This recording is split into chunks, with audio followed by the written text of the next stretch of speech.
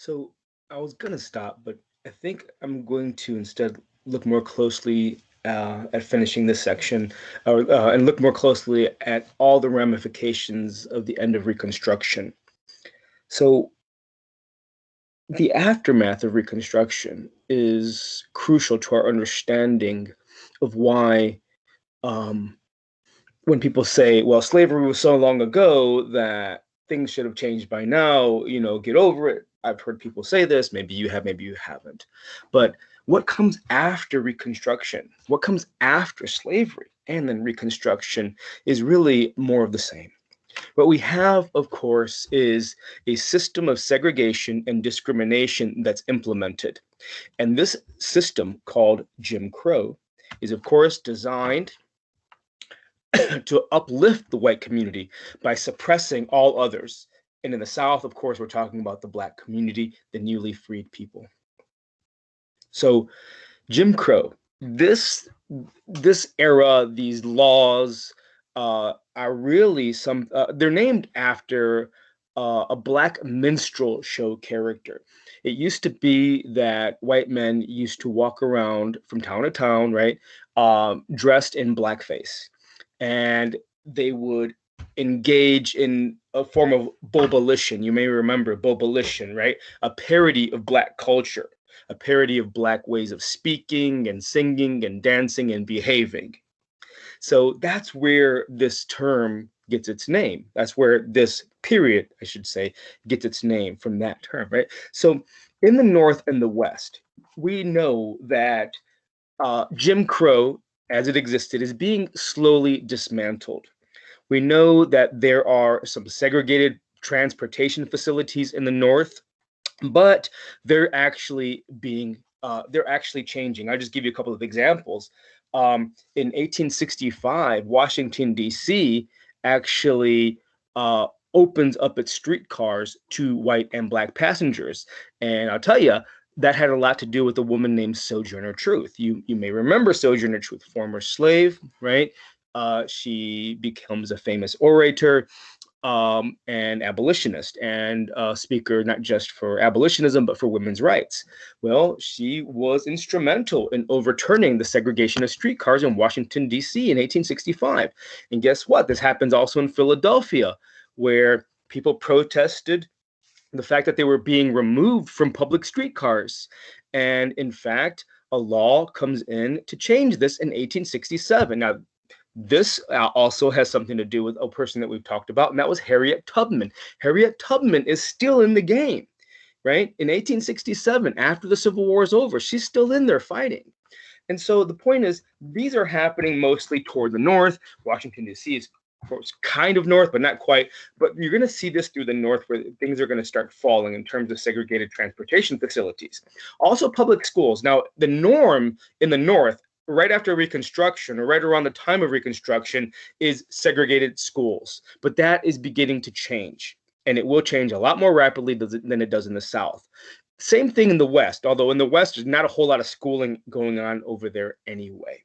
But they are slowly integrating. Now, so you see segregated transportation facilities, public schools, those are being challenged, and they're falling slowly.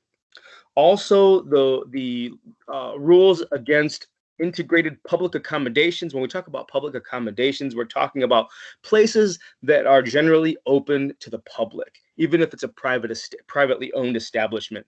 So, for example, a restaurant, right? A library, a bookstore, a bowling alley, drinking fountains, swimming pools. These are all places of public accommodation, right?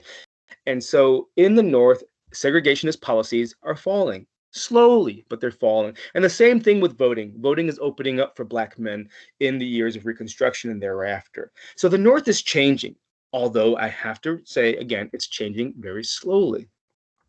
The South is changing rapidly, but it's going in the opposite direction. A very, very different scene in the South.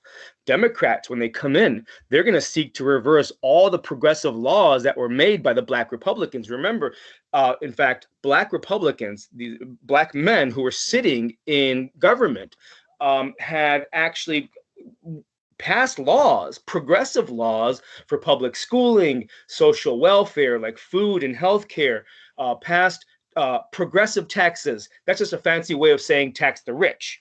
So they were taxing wealthier people. They were paying into public schooling, paying for social welfare stuff.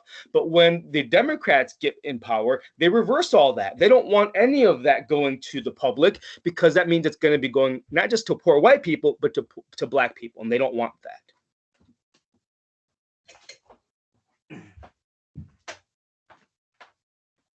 Now, in the South, there are still a lot of schools that are Black schools, but of course, those schools are going to struggle. They struggle from violence and intimidation. They struggle from lack of funding, lack of support from the North. And interestingly, I mean, the South is just generally never really been as interested in public funding for schools as the North has been. So in the South, they're generally not all that interested in it, it seems. And some would argue even today. But I will stick to this period of time, and it's generally true because what happens is that first of all, the wealthy don't want to pay for public schools. They don't want an educated workforce. They want a workforce they can push around. They want a docile workforce of Black and white workers. So they're not going to want. They're not going to want to educate these people, and they're especially not going to want to pay money that will go for the education of Black people. They're not going to pay money for schooling because even if it means educating some white people, even if they wanted to, which a lot of them don't, but even if it meant that, it would also mean educating Black people, and they can't have that. And so what you see in the South is a sort of anti-intellectualism growing. And in fact, I would argue, as I often do, that there's this that the South really still suffers from this sort of thing. There's a strong current of anti-intellectualism. I live in Texas, far be it for me to cast aspersions just for the sake of doing so. But I'll tell you, I lived in the North as well. I lived in Cleveland, and I went to Cleveland public schools, which weren't the best. But I do see a difference between northern systems of education and southern systems of education. At any rate, I think my major point here is this: is that we still see the differences north and south in education today, and it has a lot to do with the history from this period. In fact, the best schools are in New England. I mean, if you look at the top 10 states for education, be it high school or colleges, you're talking New England, especially places like Massachusetts, right? And Vermont is actually pretty well up there as well. So there's a difference. So in the South, they're pulling money away from schooling. Now, also, another thing that's different in the South as opposed to the North is voting. Voting is going to be more and more restricted. Now, the question becomes, how do you get around the 15th Amendment, right? The 15th Amendment says, it doesn't really say Black men have the right to vote. If you ever, nowhere in the Constitution does it say you have the right to vote, by the way. The 15th Amendment says something like, if you're going to have voting at all, you cannot keep Black men from voting, basically, just because they're Black. So the point is this: it has a racial aspect embedded in it. You cannot do it based on race. Therefore, if you're a Southerner and you don't want Black people voting, and you cannot make a law saying directly, you can't vote because you're Black, well, what do? Well, you try to get around it. First of all, you use violence, right? The federal government is gone, and the local cops are members of the KKK. So you always have that violent arm right at your disposal. But if that doesn't work, if people still, are going to take that kind of violence or stand up in the face of it, then there's always trickery and cheating, right? And this happens a lot. They would destroy ballots of Black voters. They would pretend to lose them. They would burn them. Meanwhile, they're stuffing the ballot boxes with white votes. Sometimes on voting day, they would move the polling place at the last moment. Everybody knew where you have to vote, where you're supposed to vote, but then on the day of, they move the polling place and they don't tell the Black community. They keep it to themselves. And even if you can make it to the ballot box, you're going to encounter some very complicated instructions as to how to vote. And they're not going to explain it to Black people, but they will explain it to white voters. Generally, not always, because sometimes they don't want these poor white people voting either, right? But they will have these complicated instructions that if you just mess up a little bit, they're gonna erase your vote. That should sound familiar to you. There's a lot in the news today about laws that are being passed by states who, under the guise, and I'll tell you how I feel, under the guise of voter integrity or election integrity, they're in fact making laws that are anti-voter because they're making it more and more difficult to vote. That's an argument and conversation for a later period when we talk more about voting later on. So they're destroying ballots, they're stuffing ballot boxes, they're moving polling places. They have these complicated instructions, and they're also keeping them out of politics by keeping them out of the Democratic Party. They won't even let them get into the Democratic Party. If they can get in there and outnumber white people, is the fear, then they will change it from within. So they don't even let them in. And the Democratic Party is the only way into politics in the South at this time. Therefore, Black people are out of politics. So, they have all these ways of keeping the vote down without saying, I'm doing it because you're Black. And in fact, if violence doesn't work, if trickery and cheating doesn't work, then there's always the law. They passed a series of laws in the late 1800s. For example, laws requiring a poll tax, meaning you have to pay to vote, right? And of course, these are people, former slaves, who generally are very poor. They're sharecroppers, they're living hand to mouth, perhaps, right? And it's going to be very, very difficult for them to scrape some money together. And these poll taxes can be very, very high. And sometimes, even if you have money to pay, you don't even know where you're supposed to go pay. Because even if you find out where you're supposed to go pay, because they're trying to hide it from you, if you find out where you're supposed to go pay, they just might move that payment place. I mean, it's a bureaucracy. I mean, if you think government bureaucracy, you think it's bad now when you go to the DMV. I don't know about over there where you're at, but in Ohio and Texas, you go to the DMV, man, you're going to waste half a day, easy. And it doesn't seem like everybody knows what they're doing all the time. You know what I mean? So, and that's just bureaucracy. And imagine back in the day when they're actually actively trying to keep you from getting something through the government, right? The DMV, I'm not saying that that's what they're doing, but back in the day, that's what they were doing, right? So you have poll taxes. And notice this says 1935, right? So this lasts for a very long time. It doesn't change until the 1960s. They have literacy tests where they would require you to explain your understanding of complex legalese sometimes, or constitutional clauses, or they might just have some really, really confusing sorts of questions that a lot of people would not be able to answer in the immediate sense. And so these literacy tests are problematic for Black people because, as you know, it was illegal to teach slaves how to read. So most of these people could not read. You remember we talked about that a little while ago. There was like a 90% illiteracy rate. 9 out of 10 Black people could not read. So therefore, they're not going to be able to vote because of these laws. And again, look, 1965. It lasts well into the 20th century. Now, they also, of course, have grandfather clauses. So you may have heard of this. A grandfather clause is a clause, and you hear this before. Basically, you're grandfathered in. If you had some status that was given to you before a rule changed, then you can still actually count on that status to get you what you would have had before the rule change. Anyway, that's kind of confusing. Don't worry about that. Sorry. But here's how this works. So a grandfather clause would say, okay, if your grandfather could vote, then you don't need to pay a poll tax and you don't need a literacy test. Why the grandfather clause? Well, if your grandfather could vote, you don't need to do this. If your grandfather was someone who could not vote, you do need to do this. Now, of course, that applies to all the former slaves because their grandparents were not voting.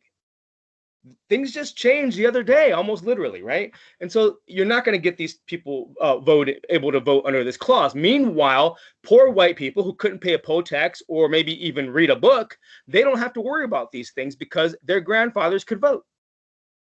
So this is how you get around the race thing. You don't really, I mean, everybody knows what it's about,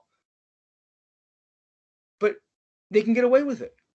So the significance of all of this is that voting drops dramatically among Black men. Hundreds of thousands of Black men are disenfranchised, meaning they get the power to vote taken away from them. And this is crucial because voting, even though it does not say in the Constitution that you have the right to vote, we all recognize that states allow the right to vote. This is actually something that is part and parcel of our democracy.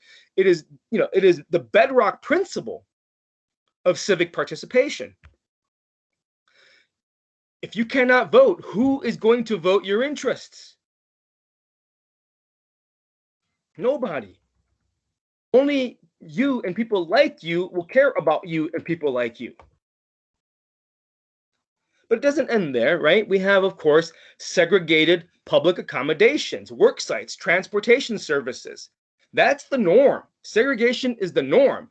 In the South, of course, you're familiar with the whole idea of separate facilities. You have colored and whites. So where in places where, so in places of public accommodation, as I said before, restaurants, inns, right? Public bathrooms or water fountains, you'd have one for white and one for Black. They would call them colored, right? In places where they had to mingle, where white people and Black people had to come together, for example, courthouses, there's only one courthouse. Well, their movements would be directed by signs, right? So you'd have hallways only for Black people, hallways only for white people, doors, entrances, exits only for one or the other, not both. You go to a service counter, right, where you got to go to the courthouse, you go to the clerk, you got one only for Black people and one for white people.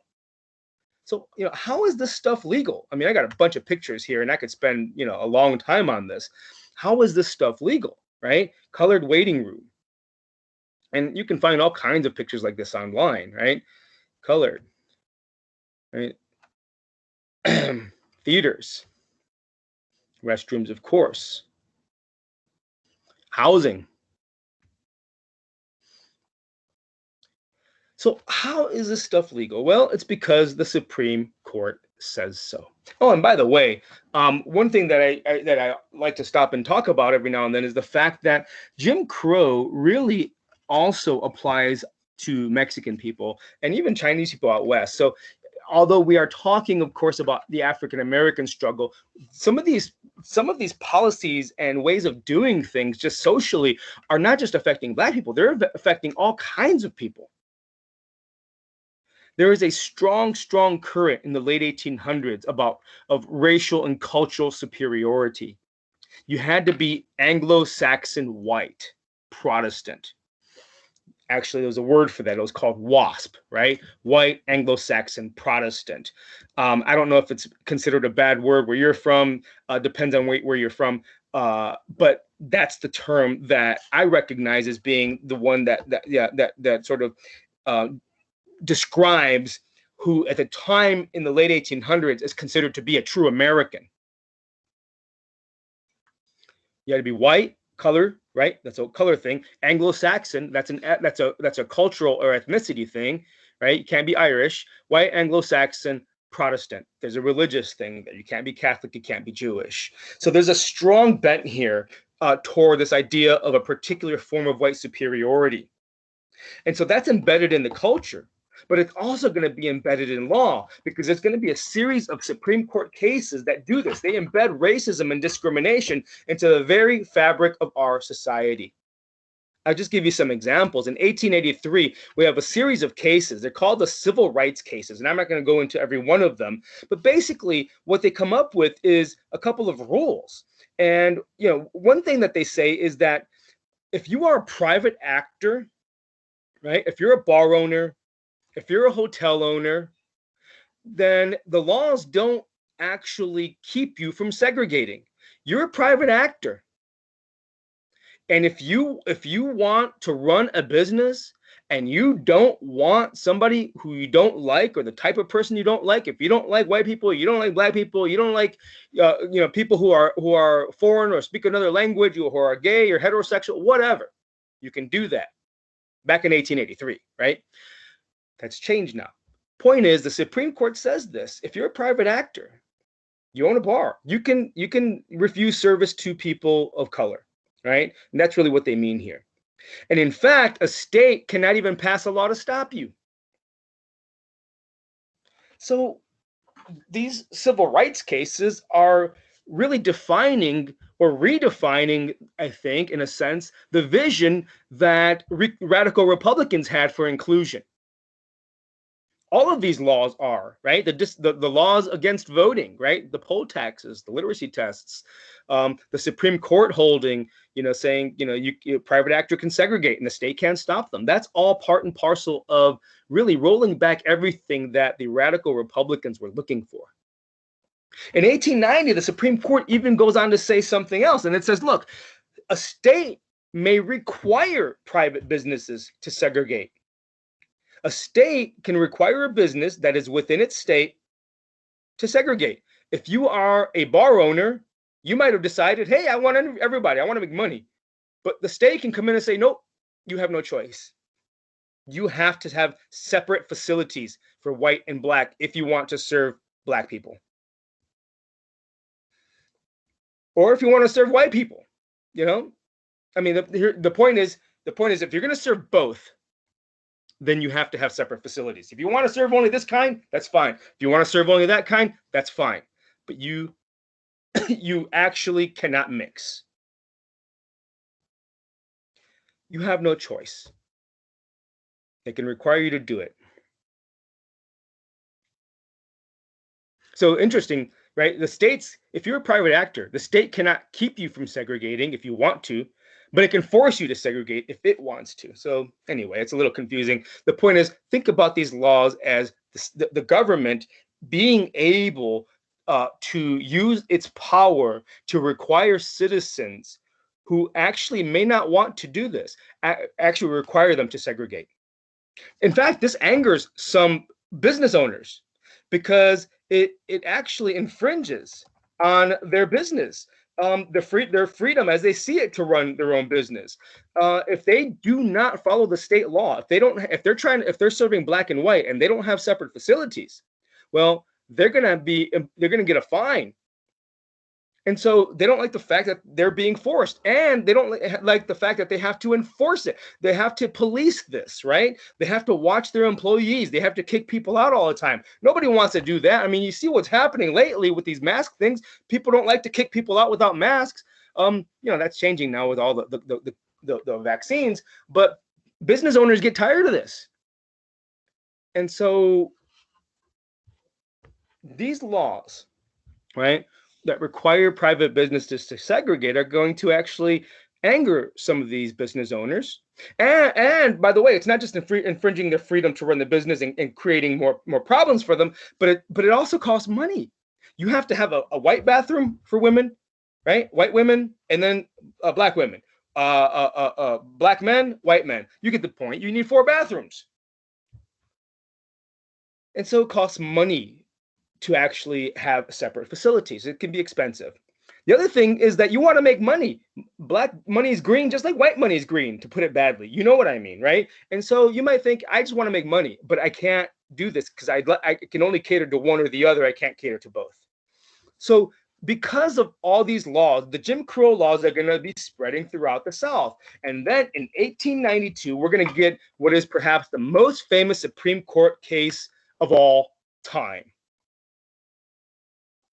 And it involves this man. This guy's name is Homer Plessy. Homer Plessy lives in Louisiana, and Louisiana has one of these statutes. It requires the segregation of railways.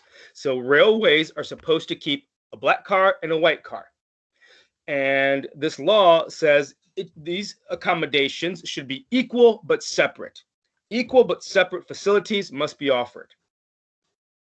Well, Homer Plessy, this guy here, he kind of looks white. He's actually 1/8 black. He's 7/8 white. But he's removed from the car for being black. And then he sues. And he makes a couple of arguments. He makes an argument based on the Fifth Amendment property. Don't worry about that right now. It's interesting. We'll get back to it. But here's what's important for now, and that is he makes an argument based on the 14th Amendment. He says the 14th Amendment provides me equal protection of the laws. You may remember this, right? Equal protection. He says when the state is requiring segregation, it is violating equal protection. It's treating me differently by law. And in fact, the 14th, so it's violating the 14th Amendment. And the 14th Amendment is supposed to protect me from the state. That was the whole reason for it, right? Because the states were bad and the 14th Amendment was put in place to keep those states in place, right? So this, of course, takes us to the very famous case of Plessy v. Ferguson, where the Supreme Court says the 14th Amendment was not violated. What it says is the state law does not really treat people unequally. You're wrong. It doesn't treat people unequally. You could argue that, it makes one look inferior to the other, but no. That's not the state's fault. The Supreme Court says the law doesn't brand black people as inferior. It merely reflects what's true in society anyway, and that is that white people don't want to be around black people. What's the problem with that? This is the Supreme Court's reasoning. They're basically saying that it is not the state who created the racism, and it is not up to the court to change society. So they're not going to step in. They're just saying it is what it is, man. And so they're not really being treated unequally, because the fact is, they go on, both of them get a ride from point A to point B. So that's equal. Yeah, they're in a different car, but they get on at this town and they get off at that town. They pay the same price. And the other thing they say is these people they're both subject to imprisonment or to fines or jail, really. And so if a black man sits in a white car, so to speak, or a white man sits in a black car, so to speak, then either one of them or both of them can go to jail. That's equal, according to this court. The separate but equal doctrine is born. Now, it's interesting because the court never even uses these words, but this is the term that comes out of it, separate but equal. Now, not all the justices on the Supreme Court agree with this. The dissenting opinion by Harlan, you can see him there saying, no. Harlan says, this is ridiculous. You can't do this. If you do this, you will put a stamp of approval on all these Jim Crow laws, and it's not going to change for generations. And guess what? He was right, because this is going to last well into the 1960s. He says segregation will be the future of the nation. You're going backwards, not forwards. And on top of this, this just to kind of finish this off, it really ignores, the Supreme Court ignores the fact that the facilities weren't even equal in material terms. In the black cars, there are a few places to sit. They have older cars, older seats, right? You have, the hard seats, not the soft ones. You don't really have cart service, where somebody going around trying to serve you something. In the black car, you have that. In the white car, so it's not even equal. But they ignored all that. For them, they basically said it's equal because they both get on and off at the same time, and anyone who runs afoul of this law, white or black, can go to jail if they decide to sit in the wrong car, as they see it. This is the highest court in the land saying Jim Crow is okay, and maybe even preferable. It places its imprimatur, its stamp of approval on Jim Crow. And so what we have here is throughout the South, more and more stronger and stronger segregation laws sweeping, all because we have the Supreme Court, the highest court in the land, saying this is righteous. And so what you're going to see in the North, in the South, is the growth of what's known as de jure segregation, meaning de jure, under the law, by the law, through the law, as opposed to in the North, where what you're seeing more and more, you're seeing less and less de jure segregation, and you're seeing more and more de facto segregation. De facto meaning segregation in fact, not by law. What's the difference? I often give my students this example, and it still kind of rings true for most students, but maybe not you. You can tell me. When I was growing up, and I was in high school in the 1980s, right? And in my school, mostly black, but that's still the days of busing, right, where they were just throwing all these kids together from different areas of the city, so trying to mix it up, right? So you had, brown people, black people, Asian people, poor white people. Everybody was pretty well working class or poor, right? Not too many middle class, mostly working and poor. But anyway, here's the point. So in the lunchroom when I was growing up, right, the black kids hung out together, the white kids hung out together, the Puerto Ricans hung out together, the Asians hung out together, right? And that's pretty well, me, I was Mexican. I mean, I didn't really know who to hang out with because there weren't any Mexicans there, and at the time anyway. In Cleveland, when I was growing up, there was only like 40 Mexicans in the whole city, it seemed. I think there was like my family. But anyway, what I'm saying to you is this. In the lunchroom, that was de facto segregation. Nobody told these kids, hey, you must sit over here because you're this kind, or you sit over there because you're that kind. In fact, you just kind of gravitate to your own, or maybe the other groups really kind of don't want you there or whatever. There is some mixing, but very little. Whereas that's the case in the North, de facto, it's not by law. It just kind of happens, right? People, will, and by the way, it's still pretty well segregated in the North, but these are two different directions that they're going in the early 1900s. By the turn of the century, the North is moving toward de facto and the South more so toward de jure. So they're moving in different directions. Notice this, man. These two areas have been different from the very beginning, right? So by 1910, all Southern states require segregation of public facilities of all kinds. Now, states in the North, because of Plessy, they realize we don't have to change. So progress is slowed, but it's still going. It's still going. And you have to understand that the Supreme Court decisions that we just talked about, they're based on certain ideologies. They believe society wants it that way. We should not try to change society. And in fact, they are believers in white supremacy, that it should be maintained. And in fact, the decision not only reflects society's ideas of white supremacy, but it actually encourages its ideas of racial supremacy.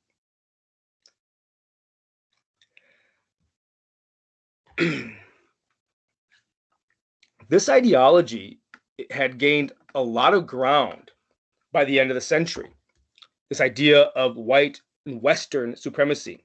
There was this belief, strong and still among some people today, this carries some currency, and that is that there are natural, immutable differences, meaning natural, immutable meaning you can't change them, that exist between the different kinds of peoples. Men with PhDs at this time are giving credibility to the ideas of natural differences, that there are physical differences between the races, mental differences between the races. And you're going to have scientists coming in, anthropologists, zoologists, biologists, archaeologists. All these people are talking about this new science that is emerging and has to do with this idea of racial differences. One of these sciences that emerges is called craniology. So the idea is that the shape of one's cranium is going to, well, it's going to be reflective of their race and determinative of their future. So they compare skulls, right? White people's skulls, the black people's skulls, and of course they're making comparisons down the road to monkeys. And this was something that a lot of people bought into. I had a friend I grew up with years and years ago, and he was a cool guy. He was a white guy. He wasn't racist like that.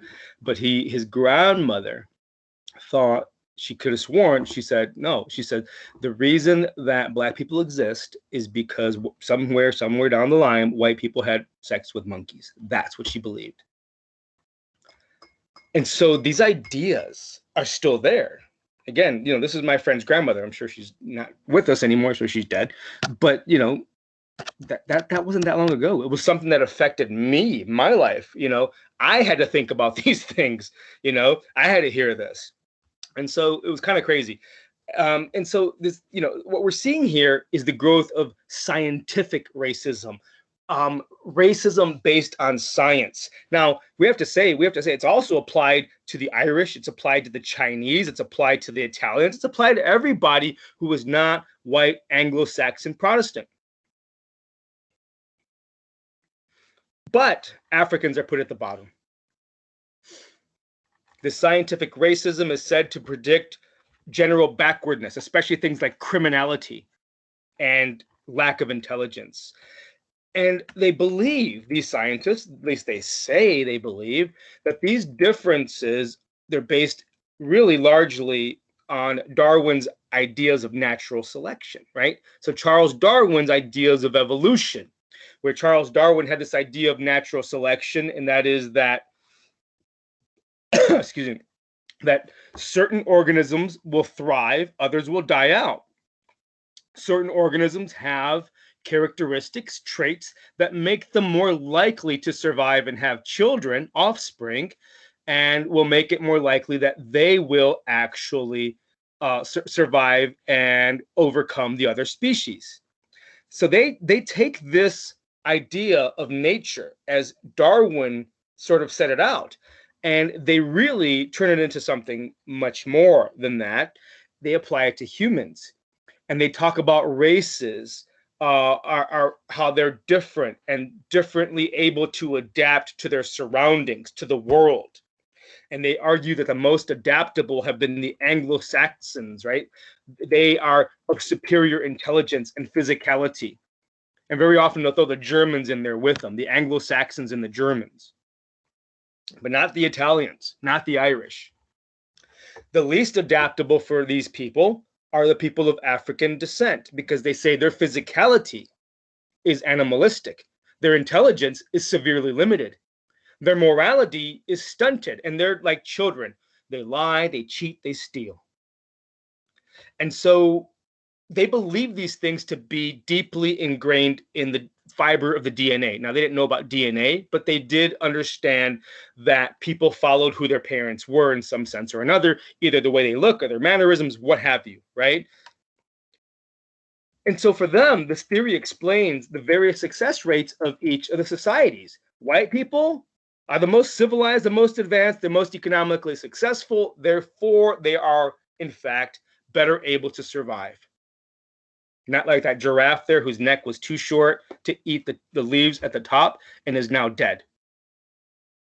Black and brown people, they're primitive, they're backwards, they're unable to adapt, but they're hanging on.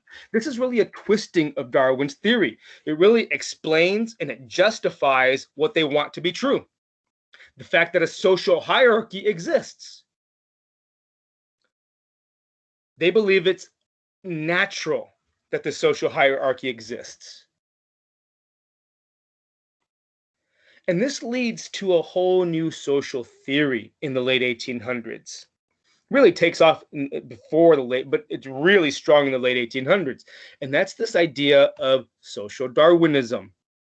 Again, taking the ideas of Darwin and basically arguing, and this is generally the way it goes, if you are successful, it's because there is something right about you and your kind. Family, your people. If you're unsuccessful, it's because there's something wrong about you, your family line, your kind. And they say, it's obvious. How do you prove this? Just look around. Certain groups succeed while others fail. They, of course, talk about this being the survival of the fittest. Now, interestingly enough, Darwin wasn't the first to use that term. He only used that in later books. The first person to say survival of the fittest was a guy named Herbert Spencer, who was a champion of social Darwinism.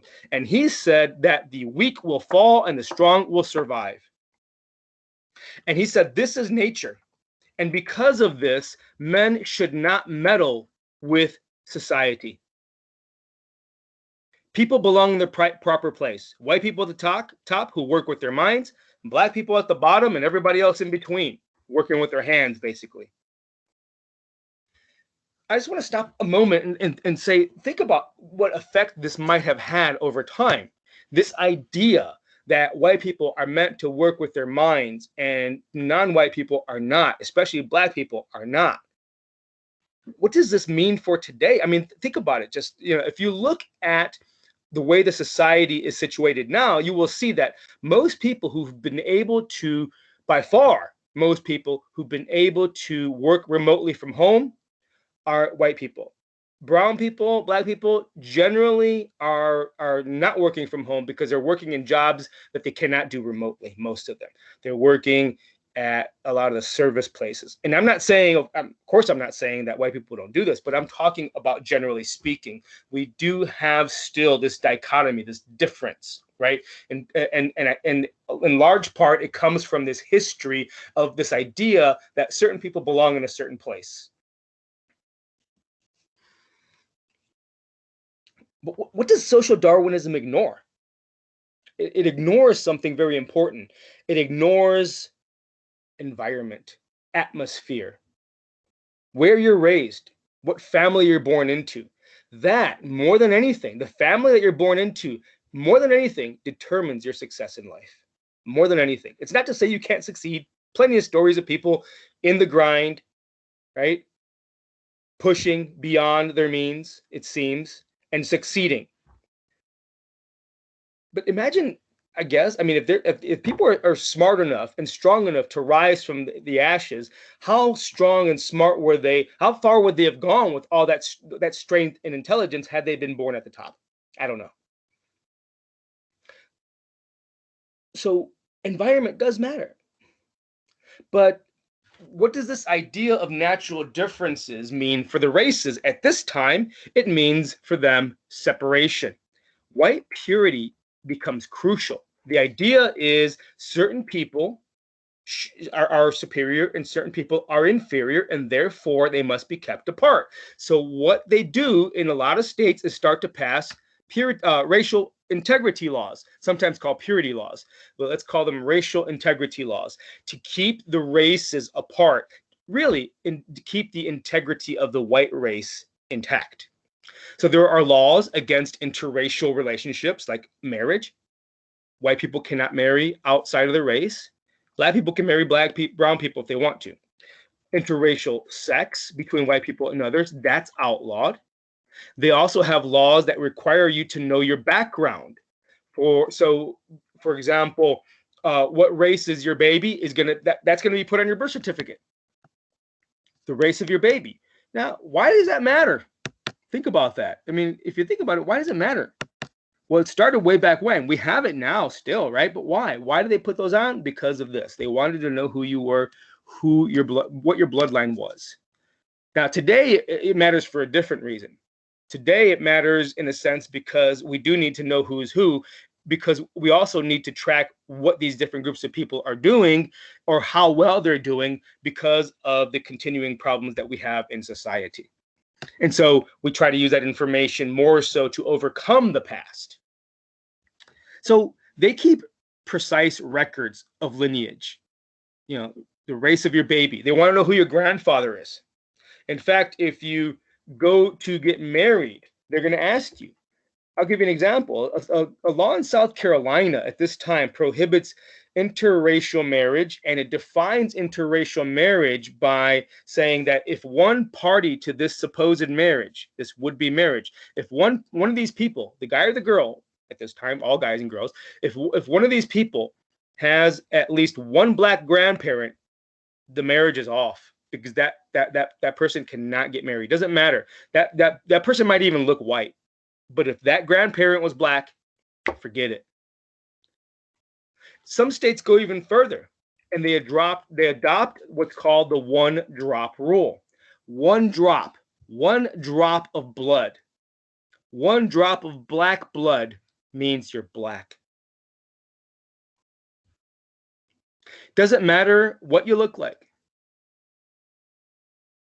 You're black. If you can trace your line all the way back and we find one black person, it doesn't matter how far back we go. You're black. Doesn't matter that you look like Taylor Swift or whatever. It's kind of funny in a way because I used to watch these shows back in the day. They were really popular in the 90s. Not so much anymore, I guess. I don't know. But they would often have like KKK members on there going on there and you know, talking about their beliefs. And one show they were confronted with the fact that one of those KKK members had gotten a DNA test and had discovered that he was, you know, 7 or 8, 10%, something small percentage black, right? And so under the one drop rule, that man would have been black, but he is sitting on stage hating people. Anyway, what's interesting about this with regard to the Plessy v. Ferguson case is that Homer Plessy actually makes an argument based on his whiteness. Let me explain. I told you I was going to come back to this. Homer Plessy is 7/8 white. And he makes this argument under the Fifth Amendment that the Fifth Amendment protects property. Therefore, when the state required him to sit in the black car, it took away his property, at least the value of the property. You might be thinking, well, what property did they take away? Well, think about this. The one drop rule, he is 7/8 white. He said that because he is 7/8 white, he is basically white. He's white, and therefore he should be allowed to enjoy the privileges of a white man. He looks white pretty much in that picture. And they wouldn't have even been able to tell. He actually told them that he was black because he wanted to make a stink about this, right? You know, Rosa Parks wasn't the first one. Let me put it that way. So he makes a stink about it, and he says, I am white. When the state put me in the other car, it took away the benefit of my whiteness. He says, skin color is property. Supreme Court is like, oh, that's interesting. Is skin color property? So let me. I mean, do you think skin color is property? I mean, what do you do with property? You can bargain with it. You can sell it. I mean, today it may be arguable. I still think that skin color is property today, but back in the day, I think you cannot doubt that being white in the society was certainly going to give you a lot of goodies, right? He had to sit in the rickety black car rather than the nicer white car. That took stuff away from him. So the Supreme Court's like, okay, wait a minute. Fine. For the sake of argument, we will accept that skin color is property. It's an interesting argument. I'm not going to argue with you. The problem is this, Homer. The problem is that you have too much black property because you are 1/8 black. You are all black. The one drop rule.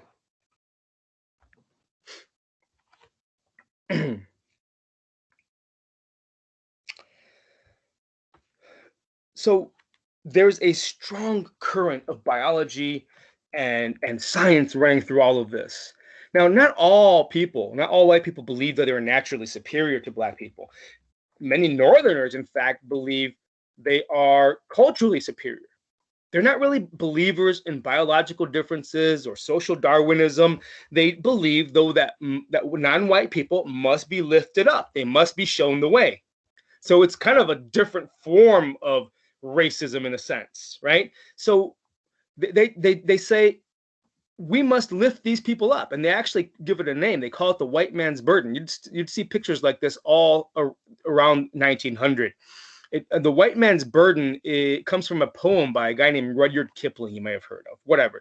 The white man's burden is understood as meaning it is up to white people to educate, to uplift, to moralize, to Christianize all these backwards peoples. And a lot of Northerners believe this. So they might not think of it in natural terms, but they think of it in cultural terms. Now, a lot of these people are seeking change, but they are approaching it from a sense of moral superiority as well. So that's something, I guess. Meanwhile, in the South, Black lives mean nothing in the South. Black lives don't matter in the South. Violence is common. Mobs, they act as judge, jury, and executioner. They torture and they kill black men and women. And what's their crime? Prosperity, really. I mean, I think I mentioned this before. The people that they target first are the people who are voters, the people who are office holders, the people who own businesses. Those are the first to go because these are people who have stuff and they are not to be tolerated as examples to others who may want to rise and be that person. So prosperity. Sometimes it was not just prosperity, but maybe the fact that a black person didn't show deference to a white person. And by deference, I mean didn't kind of kowtow to them. How do I explain this? I'll just tell you. Back at this time, if you were a black person walking down the street and you were walking toward a white person, you had to walk into the street, and you had to you had to take off your hat when you walked by and bow, no, morning sir, and do this kind of shuck and jive. And so you imagine living that way, right? You had to call white people by Mr. and Mrs. Meanwhile, you could be a 40-year-old, black man with a family, and they call you boy. Or you could be a woman with children, and they call you girl. So you had to show deference. There was this idea of separateness, right? And if you did not show deference, if you did not walk in the street, if you did not take off your hat, you might just get lynched. And you have to understand, these lynchings are rituals of social control. They bring families, they bring children, they make postcards out of some of these. And in fact, it gets so nasty. And this was something that was not uncommon in the 1800s, but they will actually take souvenirs, pieces of the body. They will take ears, noses.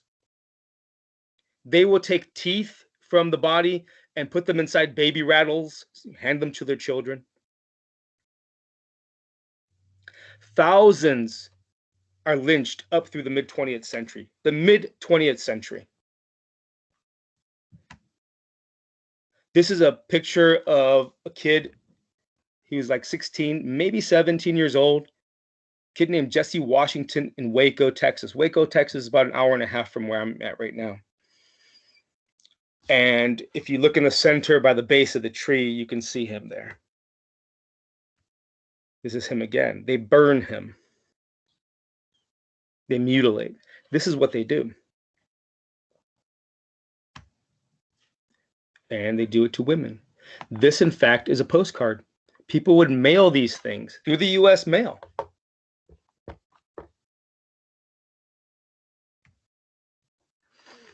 I don't have a name for this fellow. It may be appropriate because there's so many people who got lynched, we don't even know who they are. So at this point, I don't think it's even necessary for me to ask the question, right? I will end this now. So I'm going to stop here. We are done with this module, I think. And I hope that you are getting a lot out of this, guys. This module in particular really took a lot out of me. It's not happy stuff. But we move forward. Okay, people, thank you for listening. Be well and be good. Take care. Bye-bye.